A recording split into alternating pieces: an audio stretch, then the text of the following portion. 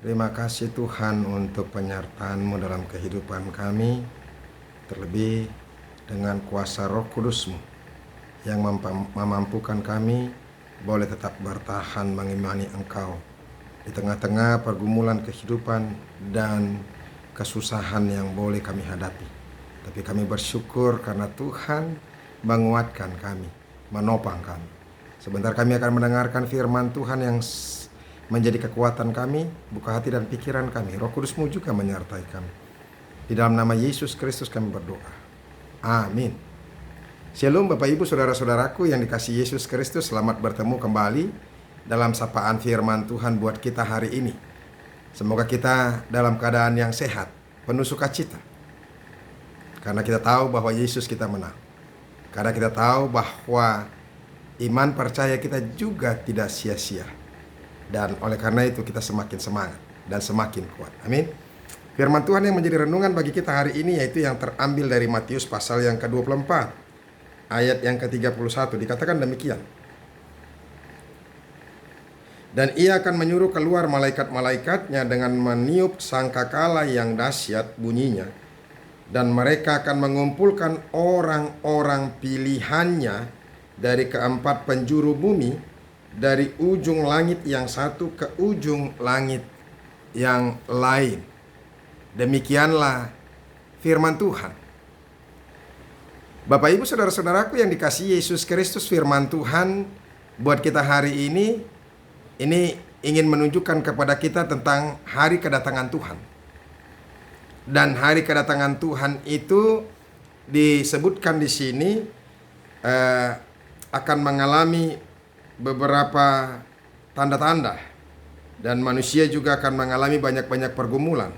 Dikatakan segera sesudah siksaan pada masa itu matahari akan menjadi lelap dan bulan tidak bercahaya dan bintang-bintang akan berjatuhan dari langit dan kuasa-kuasa langit akan goncang.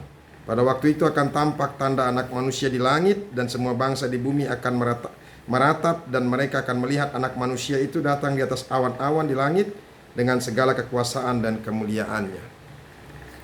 Jadi ini adalah hari kedatangan Tuhan. Setelah begitu banyak pengalaman penderitaan yang dialami oleh orang-orang yang percaya. Dan saudara-saudara, satu sukacita yang luar biasa, sekalipun kita menderita di dunia ini, mengalami banyak pergumulan, mengalami banyak persoalan, dan bahkan kita juga tidak jarang orang-orang Kristen yang dianiaya, tersiksa, dan bergumul. Bahkan ada yang sampai karena menghalau orang-orang yang menghancurkan gereja, dia juga ikut mati atau mengalami kecacatan fisik. Tapi ingat, ini satu hal ya yang penuh dengan sukacita, yang boleh kita rasakan dan mau disaksikan oleh firman Tuhan buat kita hari ini, ya, yang membahagiakan ketika kita mendengarnya. Kan kita mengalami pergumulan, mengalami banyak masalah, ada sebagian kita yang seperti saya katakan tadi teraniaya, tapi ketika mendengarkan perkataan firman Tuhan hari ini, maka rasanya sakit, penderitaan, pergumulan yang kita hadapi itu tidak ada apa-apanya. Dan saya percaya juga dan benarlah perkataan Roma pasal yang ke-8 itu yang dikatakan di ayat yang ke-18, supaya kita juga boleh nanti semakin betul-betul menyaksikan ini ya. Ayat yang ke-18, Roma 8 ayat ke-18 dikatakan demikian. Sebab aku yakin bahwa penderitaan zaman sekarang ini tidak dapat dibandingkan dengan kemuliaan yang akan dinyatakan kepada kita. Jadi sekalipun kita mengalami pergumulan, mengalami penderitaan, tetapi ketika kita mendengarkan firman Tuhan buat kita hari ini yang mengatakan ini kepada kita, tadi dikatakan apa?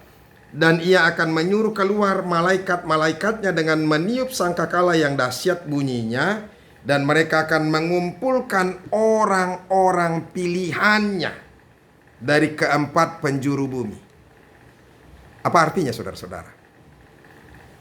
Orang-orang pilihannya, yaitu orang-orang yang kudus, yang tetap setia, memelihara, dan menyaksikan imannya bagi banyak orang.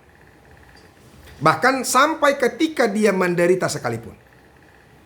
Jadi penderitaannya, ejekan, apalagi bulian, penghinaan, fitnaan, bahkan penganiayaan, bahkan pembunuhan yang dia alami, itu semuanya akan sirna rasa sakitnya ketika nama-nama orang-orang yang kudus itu, nama-nama orang-orang yang setia itu dipanggil, nama-nama orang pilihan itu dipanggil dari keempat penjuru dunia ini. Artinya saudara-saudara, sukacitalah setiap orang-orang yang mengalami penderitaan itu, karena dia akan dibawa, dikumpulkan bersama dengan anak domba Allah itu, bersama dengan Yesus Kristus Mesias itu, bersama dengan Tuhan yang sudah mengalahkan kematian itu.